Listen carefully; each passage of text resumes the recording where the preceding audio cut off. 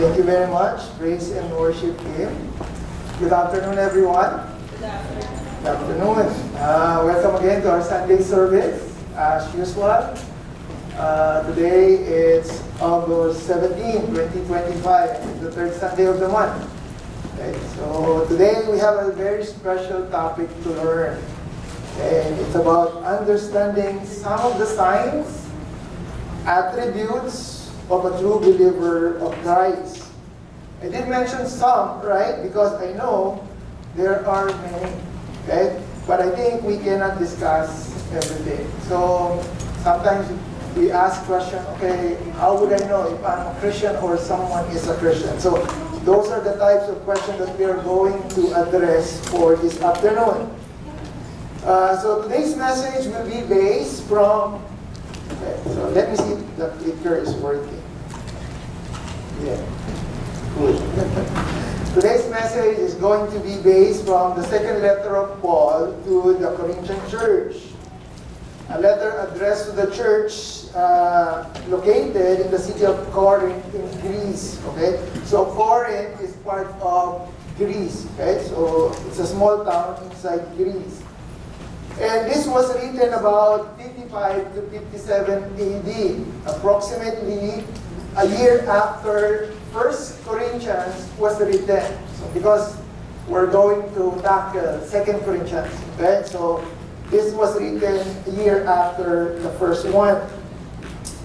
So today's goal is first to understand some important background about the letter.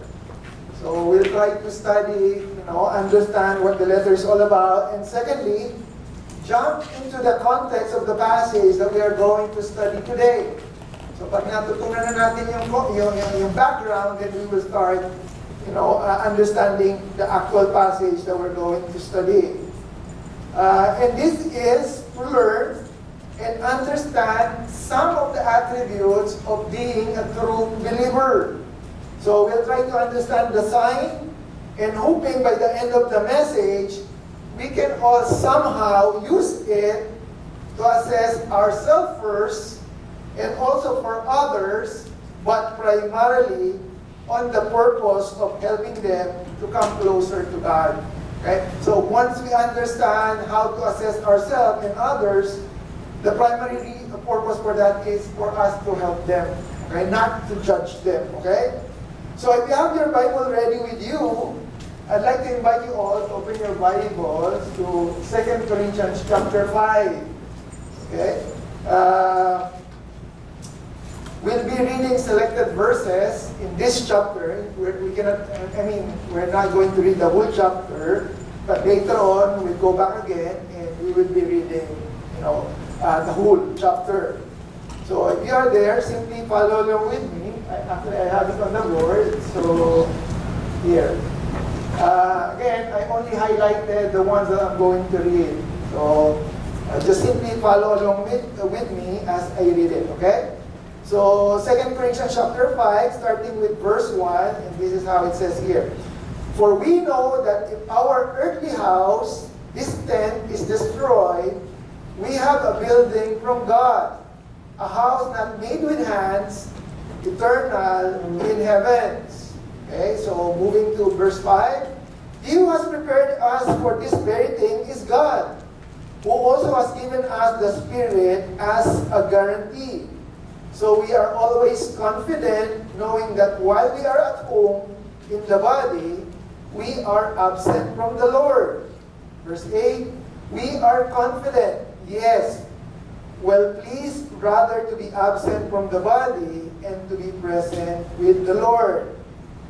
Okay, jumping to verse 11, it says here, knowing therefore the terror of the Lord, we persuade men. Verse 14, for the love of Christ compels us, because we judge thus, that if one died for all, then all died. And he died for all, that those who live should live no longer for themselves, but for him who died for them and rose again. In verse 17, therefore, if anyone is in Christ, he is a new creation. Old things have passed away. Behold, all things have become new. Now all things are of God, who has reconciled us to himself through Jesus Christ, and has given us the ministry of reconciliation. Right? So verse 20, I'm jumping from one verse to another, so I'm reading verse 20 right now. It says here, we are ambassadors for Christ, as though God were pleading through us. We implore you on Christ's behalf, be reconciled to God, for he made him who knew no sin to be sin for us, that we might become the righteousness of God in him. Amen. So let's come to the Lord in prayer first. Let's open this message in a word of prayer. Our Heavenly Father, God, Lord, once again, we would like to thank you for this opportunity. Once again, Lord, first and foremost, to praise you, to glorify you, Lord God, in this place. And secondly, Lord God, to listen to your message. Lord, I personally pray, Lord God, that you and you alone, Lord God, be glorified in our midst. Be the deliverer of your word, Lord God. Be the speaker, be the preacher. And use me, Lord God, only as an instrument, Lord God. And I just pray, Lord God, that whatever we would learn for this afternoon, Lord God, we will be able to apply it in our Christian walk. Thank you, Lord, and we entrust everything to you. In Jesus' name. Amen. Amen. Medyo parang pusog ko ng konti.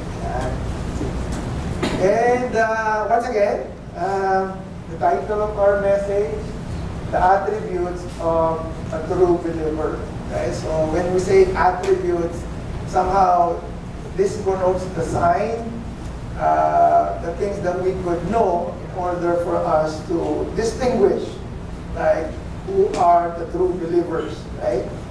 But as always, to start and to expound more of our lesson for today, so we could articulate where we are at our study, allow me first to give you some background about the letter, or about the book. Actually, it's a letter, and it's part of the book in the Bible, and the passage that we are going to dive into. Okay, so I would like to give you some background first, so that we could understand thoroughly, the passage that we're going to read. Well, Paul was the writer of the second letter to the Corinthians. Everybody knows that, right? Even though it's called the second Corinthians in our Bibles, there are multiple clues within this letter that indicate that this is not really the second letter that he wrote for the Corinthians. Meaning to say, somewhere in between 1 Corinthians and the so-called 2 Corinthians, he did wrote something for the Corinthian people already. But officially, there are only two letters that surpass, 1 Corinthians and 2 Corinthians. But technically speaking, there is another letter written in between those two. Later, I'll show it to you. Okay, about the events. Actually, that's just how simple about the background about the book. About the event, Paul started this ministry in Corinth. This ministry in Corinth, sometime ago, around 50 to 52 AD, on one of his missionary journey. Actually, you could find that in Acts chapter 18. Okay, so if you want to know how it started, it's accounted by Luke in chapter 18 of the book of Acts. But after moving on, after leaving his first visit, after visiting them, he left them, Paul got a report that things were not going well in Corinth. So he went there, and then he started, doing the ministry, and then he left. And then after some time, he heard a report that, something is going wrong, right? So Paul wrote the initial letter that we call the 1 Corinthians. So after visiting them and finding out that there's something wrong, he wrote them 1 Corinthians. And that is to correct those problems. Okay, so that was the sequence. But it looks like that many in the church rejected Paul's teaching in that letter. So when Paul write the first letter, First Corinthians, the response of the Corinthian people is that they rejected it. They don't like it, basically. They rebelled against his authority. Okay, so when they received the first letter, how can I say this? Hindi nila ni-receive yun in good terms. Parang they rejected it, the first letter. And probably you would ask why. And the reason for that is because the Corinthians had disregarded Paul as a leader. Meaning to say, they don't look at Paul as a leader. And that's the reason why they rejected him, even when he wrote the first letter.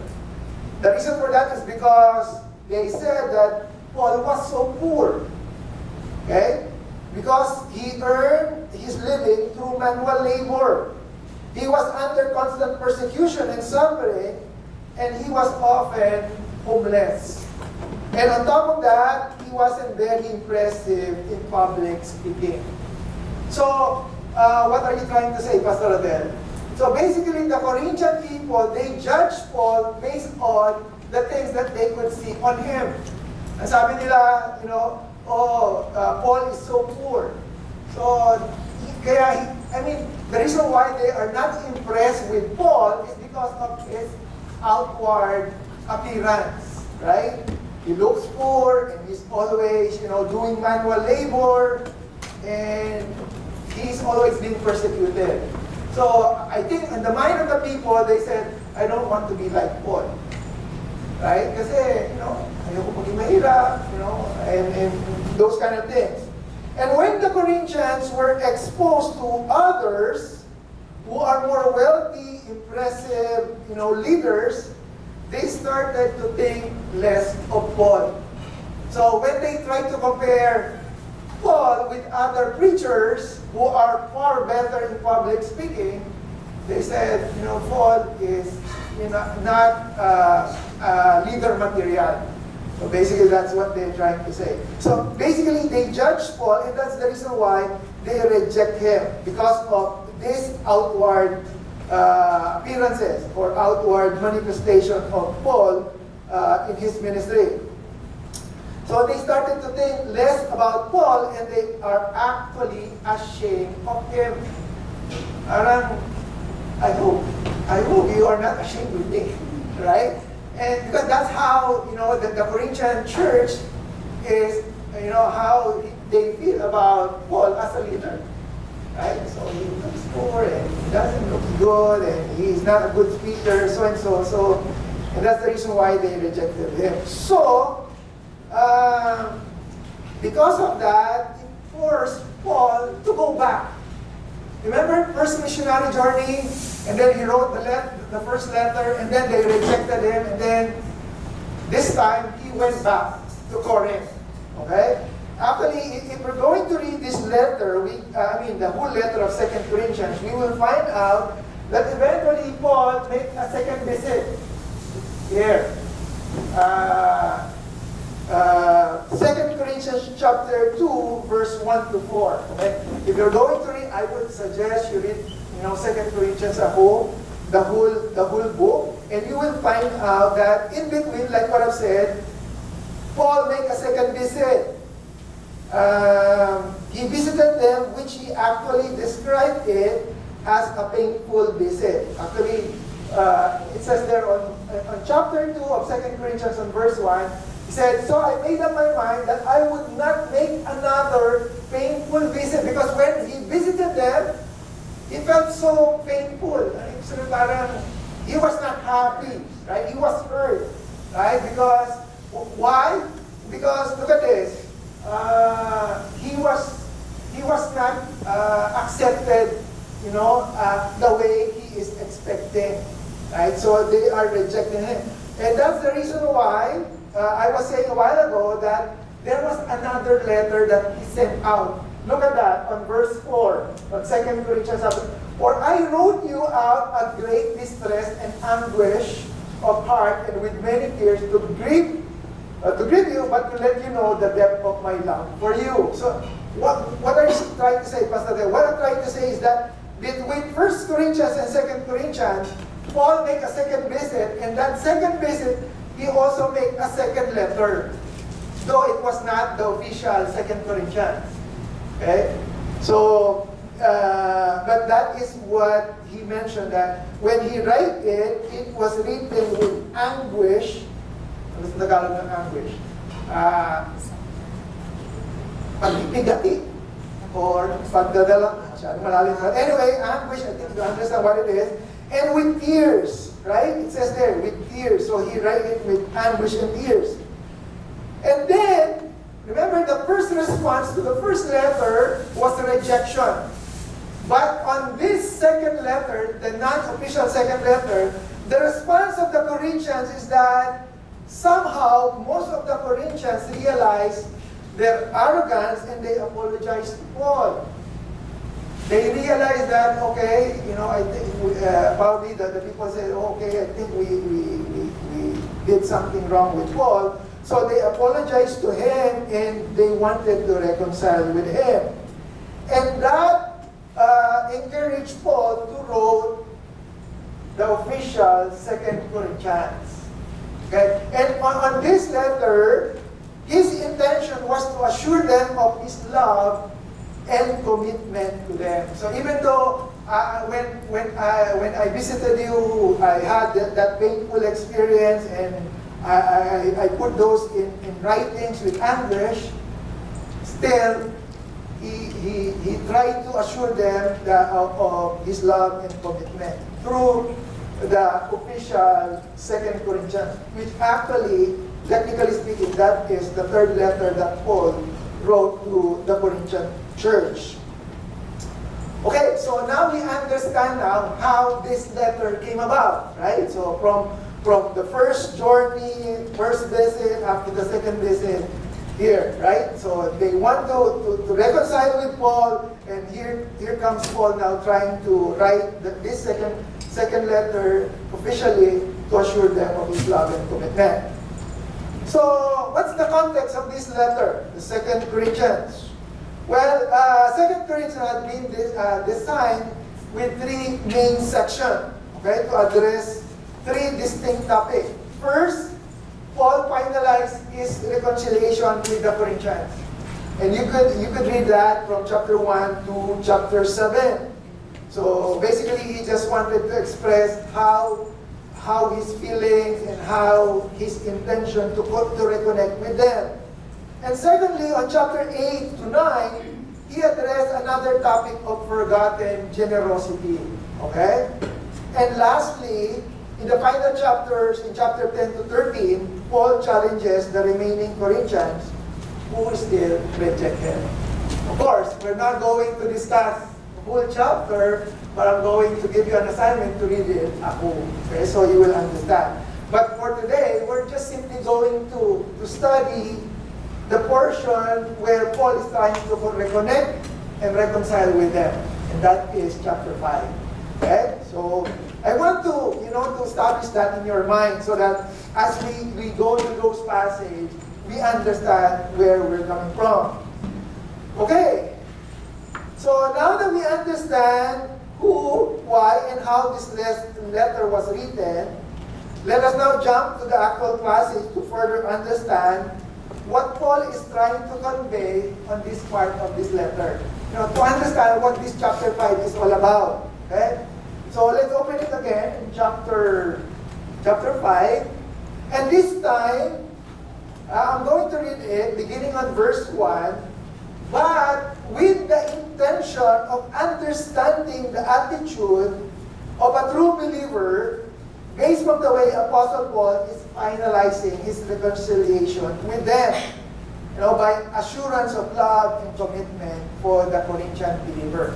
What are you trying to say, Pastor Del? Actually, the idea is that we're going to observe Paul, we're going to look at Paul on how he would react, or we will try to look at Paul's attitude toward the Corinthian people through his letter and use that as a basis or standard of what an attitude of a true believer is. Did you catch that? So we're going to study Paul's writing and understand his attitude.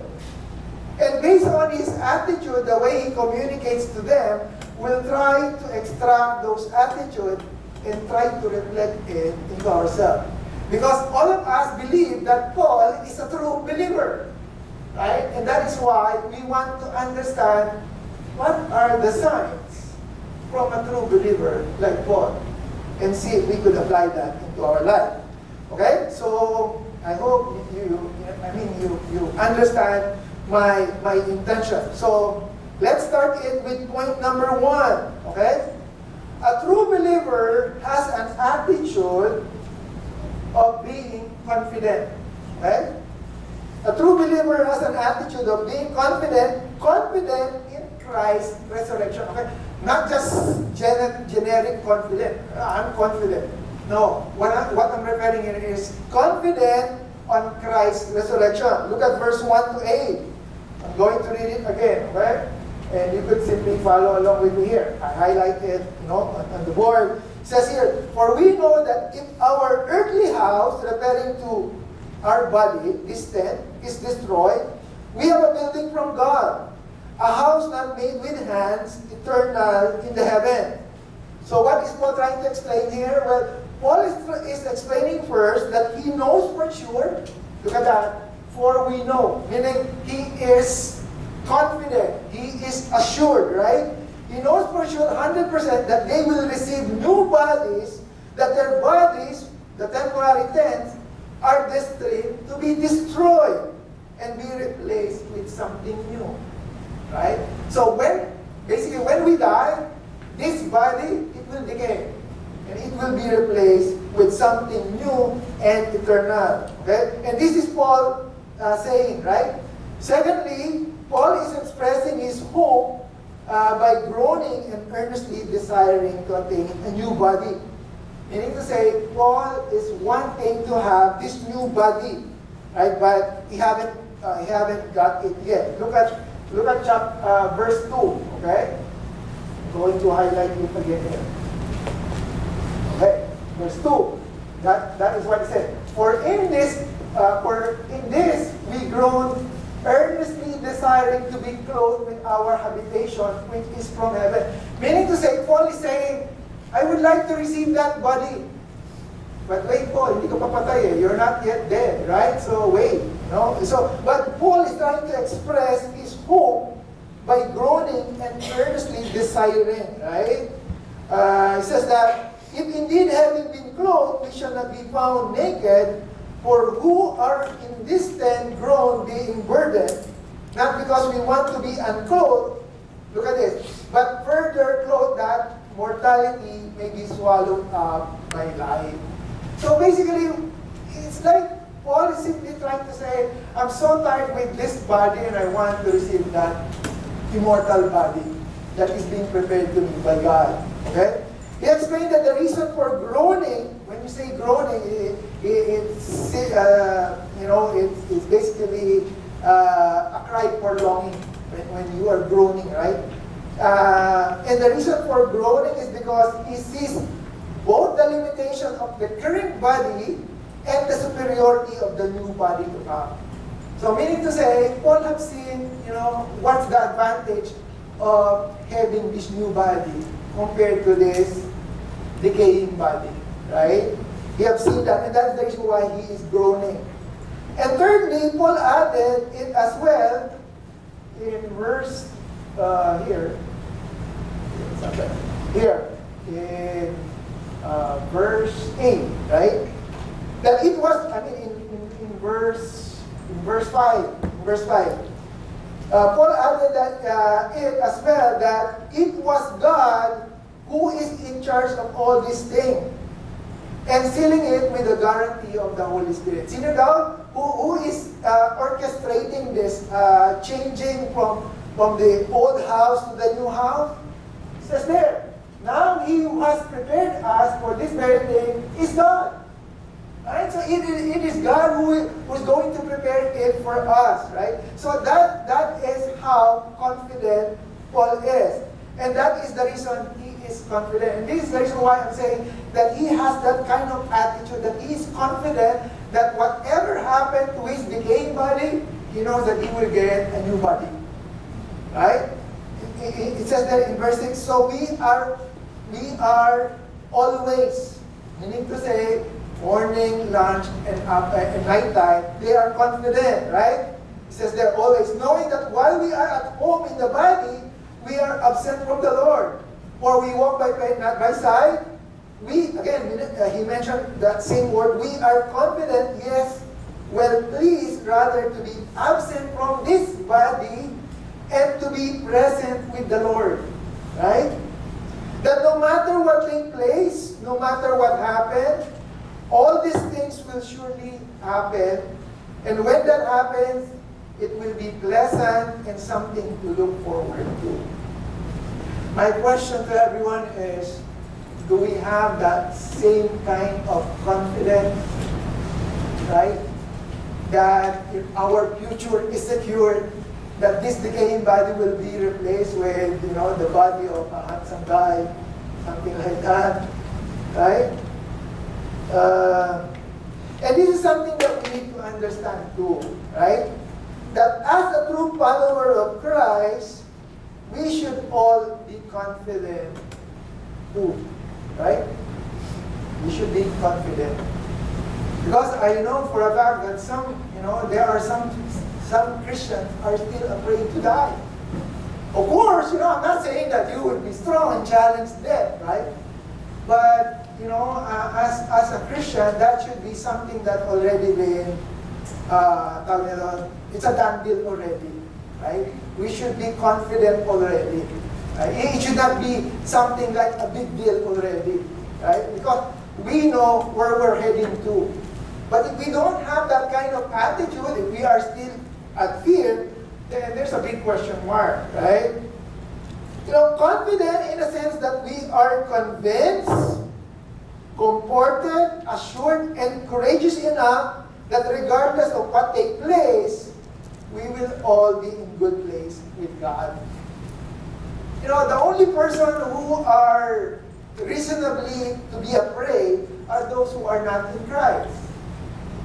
Kasi if you are not with Christ, for sure you're going to, the lake of fire, right? The problem with many people nowadays, including some Christians, is that they are afraid. They are in great fright about the future. Yet with Paul, we can see that he is viewing the worst thing that could happen to him with such complacency. Meaning, he's already so satisfied and he has a sense of security. In fact, he was saying, absent from the body is present with the Lord. Right? So, that he likes it to nothing worse than simply pulling down at him. That's how simple he looks at it. He is confident. His attitude is confident. Is this important for us to know? Yes. Because if we're not going to understand it, then we will be bombarded with fear and feeling of uncertainty. No faith and full of doubt. But of course, being confident doesn't mean we're going to neglect our safety. That is not what it meant. What it means that when the time comes, okay, all of us have expiration, right? Since no one among us is immortal, we know what will happen and where we are going to. We know where we're heading to, right? So that is the attitude. What's the attitude of Paul? He is confident on his future, right? He knows where he's going to.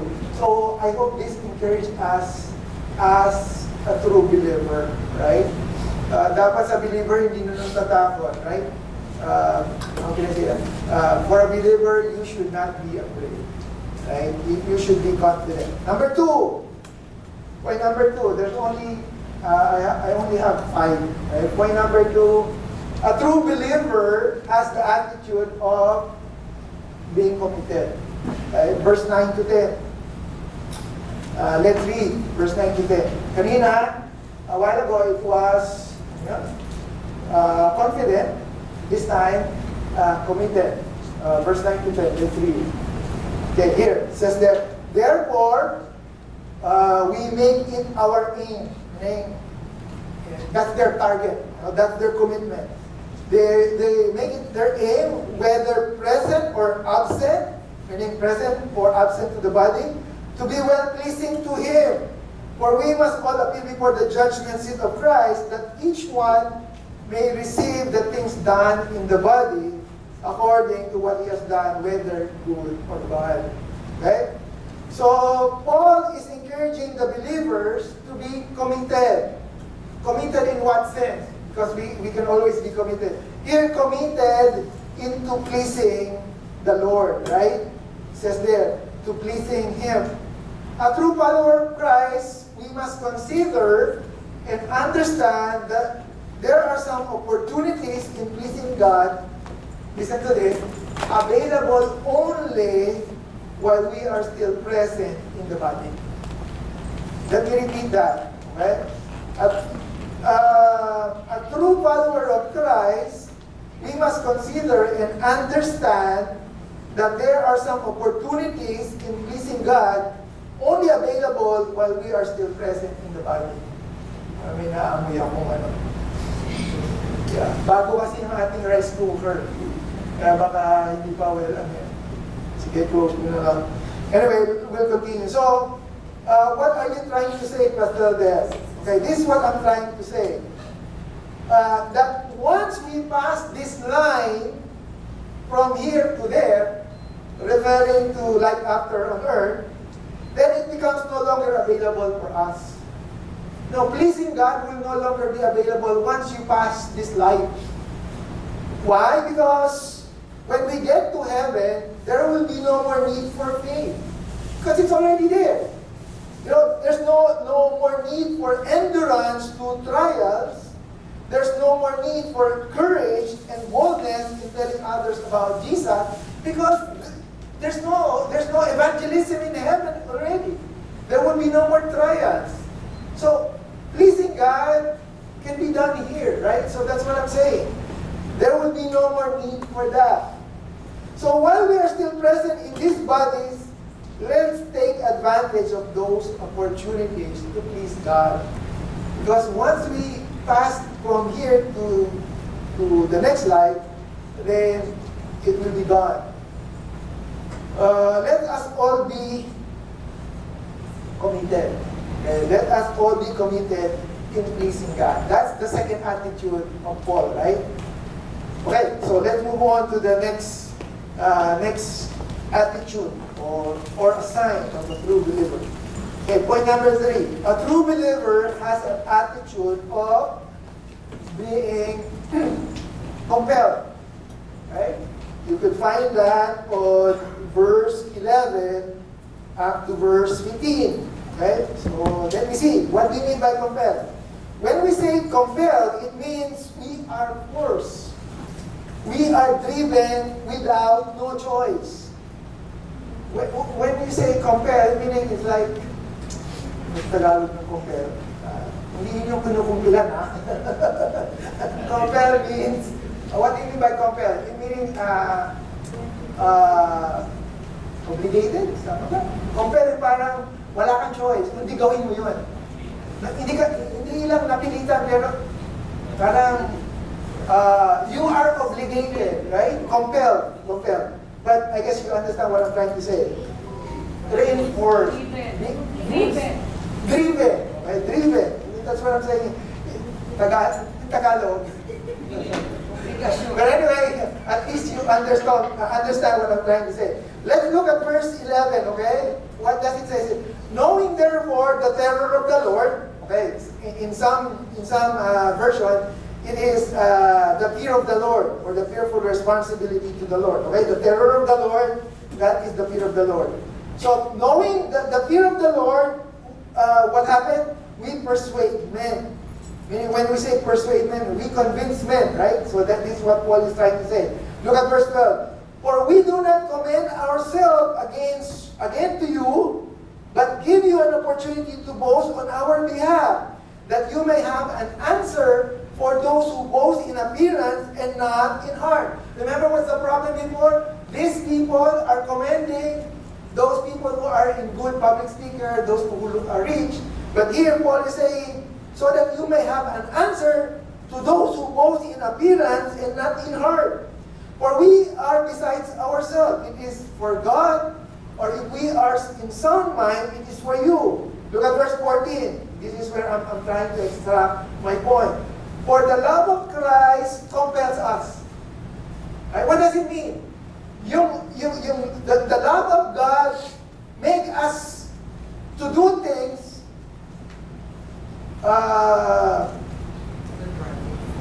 to the driving force. It's the love of Christ that drives us to do things, and we move the way we move, right? It says there, because we judge thus that if one died for all, then all died. And he died for all, that those who live should live no longer for themselves, but for him who died for them and rose again. Okay, so if you're going to, read Paul's letter, sometimes he speaks in paradox, right? Sometimes he speaks with irony, right? Meaning he writes it with some twist. Sometimes he writes it with wit. But if we're just going to look closer, if we're going to notice, okay, so sorry, dito na ilagay pala here. Yeah, knowing therefore the fear of the Lord, meaning the fear of the Lord, so that's what it is. In verse 14, for the love of Christ compels us. Okay, so if we're going to look closer, there was no pause, right? Remember this letter when he write it, he doesn't put some pause, right? This was a continuation of the previous statement, where Paul was stating or listing down all the hardship, claiming that despite of it all, and since they understand the fearful responsibility to the Lord, the fear of the Lord, since they understand that, they become all committed to persuade men. Right? Yan sabi niya, di ba? Knowing therefore the fears of the Lord, what the result? We persuade men. Right? And this is not to give credit to themselves, but rather to give the Corinthians, says there, an opportunity to boast on their behalf so that they could answer those people. Corinthians, the opportunity to address those people who question Paul's ministry.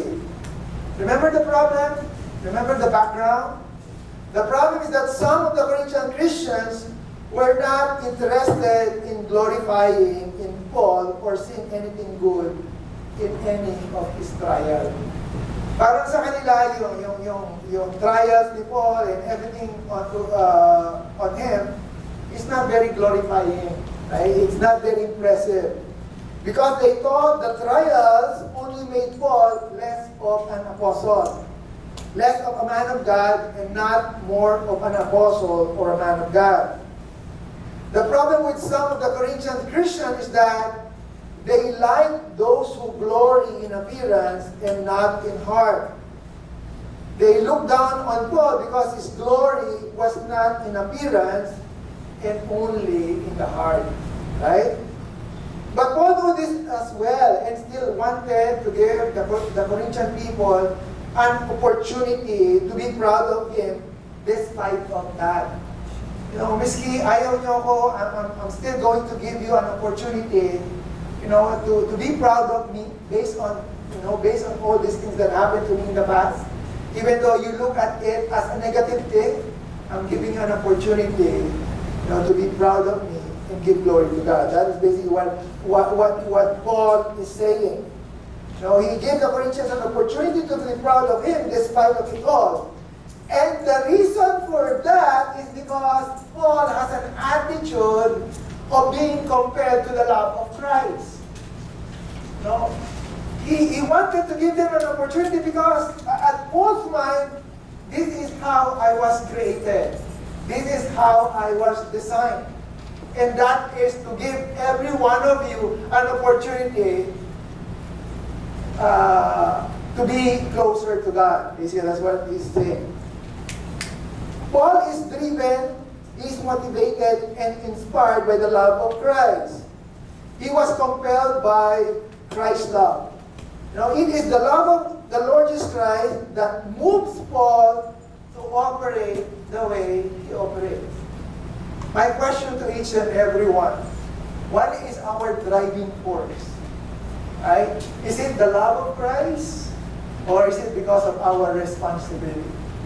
Why are we here? Are we here because of an obligation? Or is it because we are only being pushed?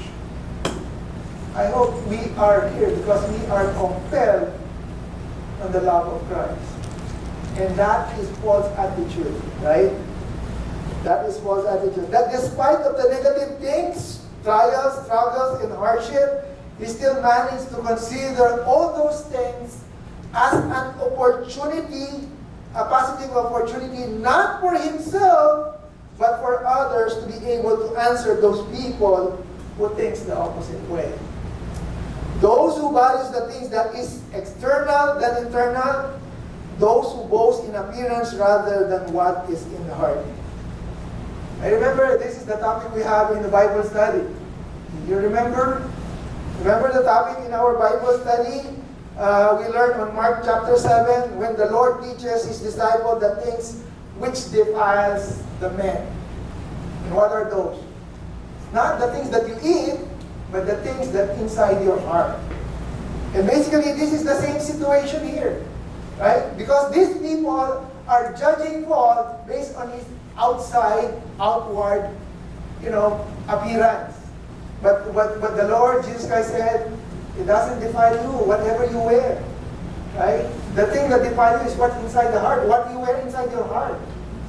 Right? So, what's the motivation? The love of Christ. And this was exemplified by the Lord by sacrificing himself on the cross, dying and rising up again.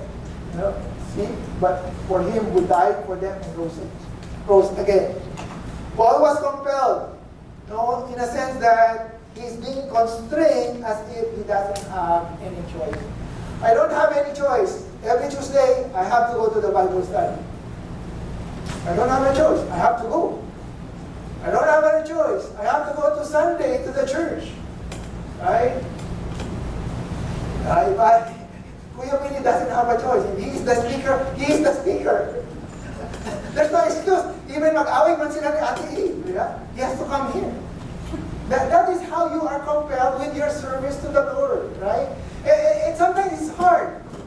The truth is, it's hard. Sometimes there are so many things happening inside the home, and here you are, you have to prepare the message. You don't have any choice. You are compelled to do that. Regardless of, there's so many things happening, you have to focus. You have to focus. That is what it means. We need to have that kind of attitude, right? Regardless of, there's problem back home or back there or something, I have to be focused. I have to go. Because I am compelled. Right? Okay. Let's move on. Okay. Okay. Sorry. I just simply would like to highlight this.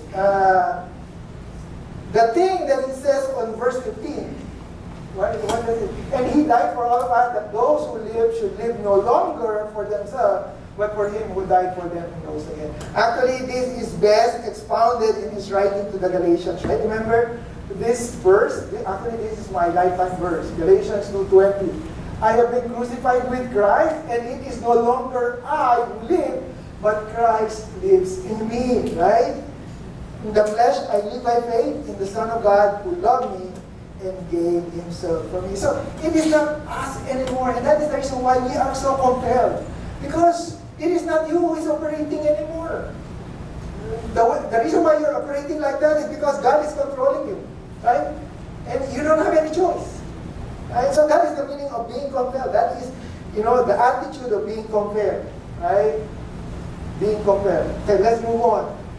Point number 4. A true believer has an attitude of being what? change.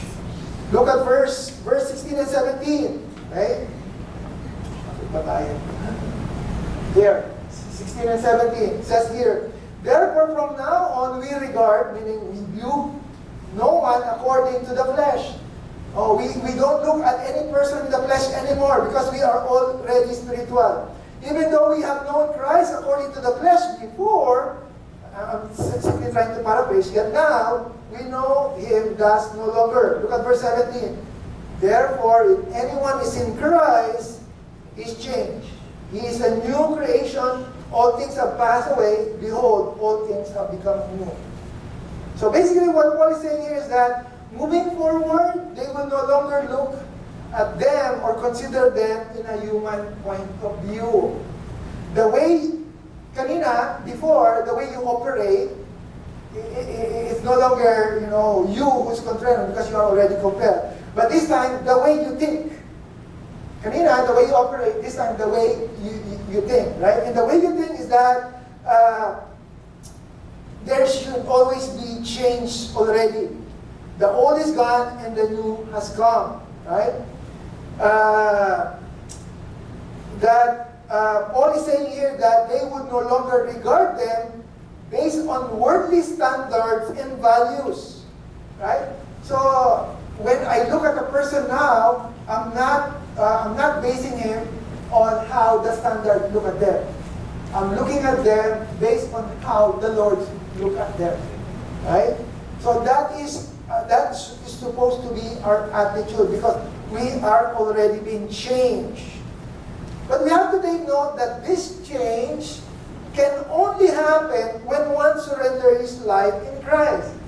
Right? It says there. Right? If anyone is in Christ. Right? So regardless of how much effort you do on your own, mapapagod ka lang, but you cannot change yourself. Right? Because just like what Kuya Willie is always saying, we are really destined for destruction. But thanks be to God, thanks to His grace, we have been changed and we have become a new creation, right? Being a new creation doesn't mean, listen to this, we are perfect. Oh, new creation ka na, perfect ka na. No, it doesn't say there, right? New creation, it only means that we are changed and that we are being changed for the better. Right? It's progressive pa rin. Right? You don't expect, oh, you're a Christian, you should be perfect. Of course, that's the goal, but it's a process, right? There is the process of sanctification. So what is the attitude and what's the mindset? The attitude of a true believer is that there is already a change on the way we look at things, right? We are no longer looking just like the world, but we are looking through the lens of the Lord Jesus Christ. So what's the next attitude? Actually, there's a challenge here that I write. Change, okay? Challenge for us regarding change that, number one, it should be evident, right? Change should be evident in our life and it should be progressively improving. Right? Nagbabago naman ako, I'm changing for the worse.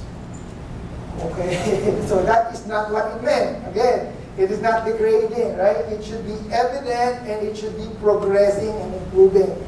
Sometimes we will hear people say, mabait kasi ako before that's why I'm good before, so that's why you cannot see it. Right? Yes, you are good compared to who? Maybe compared to yourself, but compared to God, even before, you are a sinner, right? We have to remember there is always room for improvement. Actually, that's the biggest room in the world. Even up to now, it cannot be filled up. The room for improvement, right? So let's move on to the next point. Pahabol lang yan. Last point. So, what's the first one? Confident. Number 2, committed. Number 3, compelled. Number 4, change. Last one, commission. Being attitude of being commissioned. Verse 18, up to the last verse. Says there, this is where I would go. Now all all these things are of God who has reconciled us to himself. Though Jesus Christ and has given us ministry of, what's the ministry? Ministry of division? No. Ministry of reconciliation. Okay? Not division. Okay?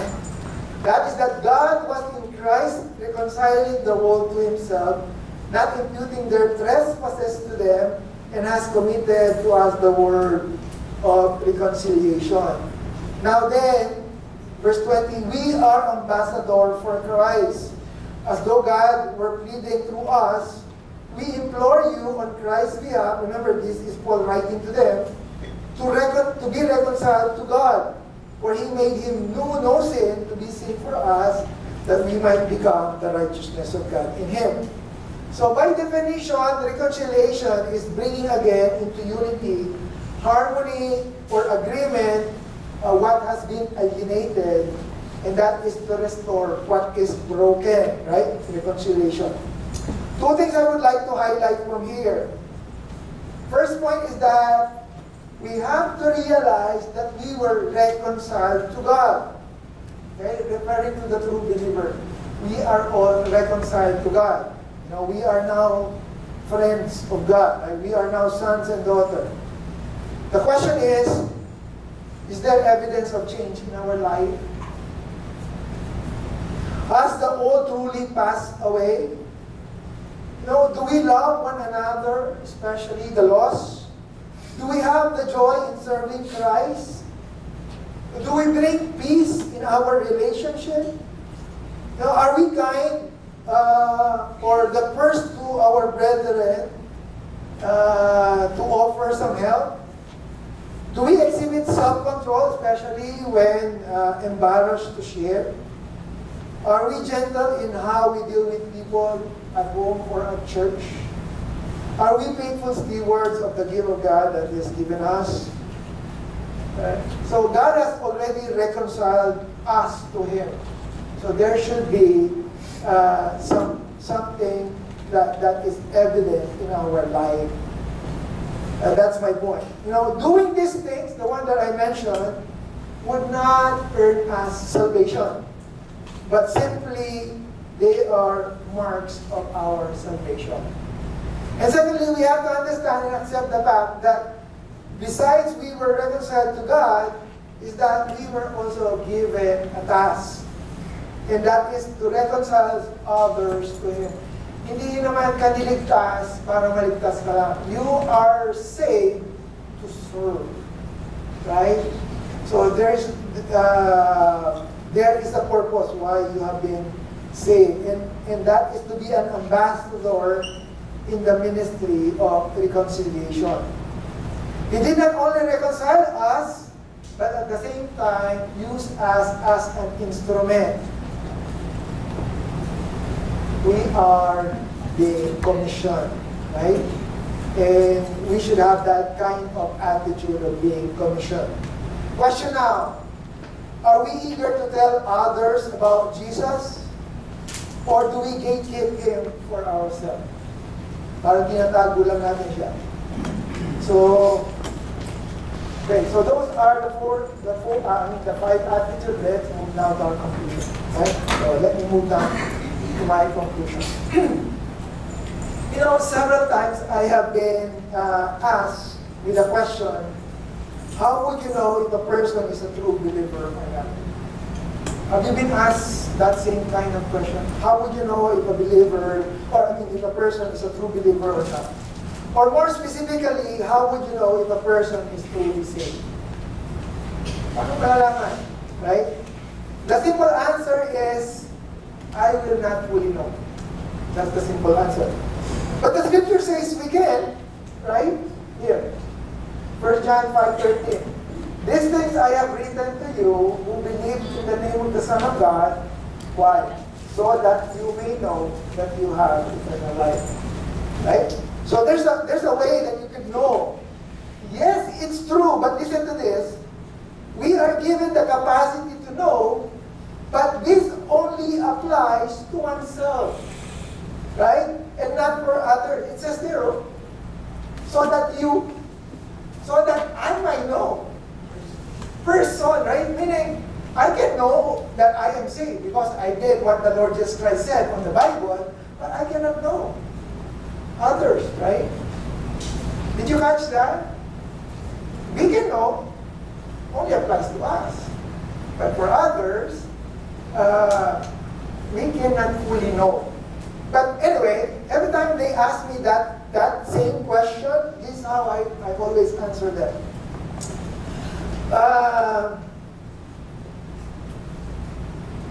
Where's that? Here.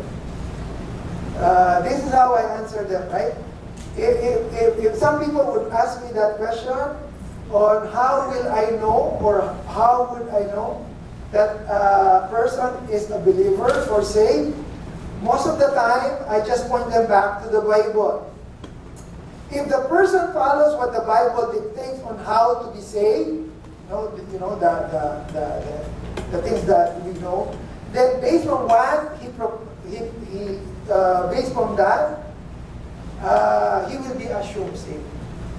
Assumed. Meaning, of course, yun yung sinabi ng Bible, and that is what you did, so I will assume that you are saved. But you're the only one who would know. I cannot fully know. But here, if our intention in finding if the person is a believer is to help them get closer to God, then do so. But if we're just going to use that to judge them, then don't. Okay? The reason why we study the attributes of a true believer is not to assess others, but rather to use it in evaluating ourselves. Now, do we have that same kind of attitude like Paul? Do we have that attitude of being confident, committed, compelled, changed, and commissioned? And if you do, God bless you. If not, maybe we need to ask God to plant those attitudes in our hearts. Let's pray.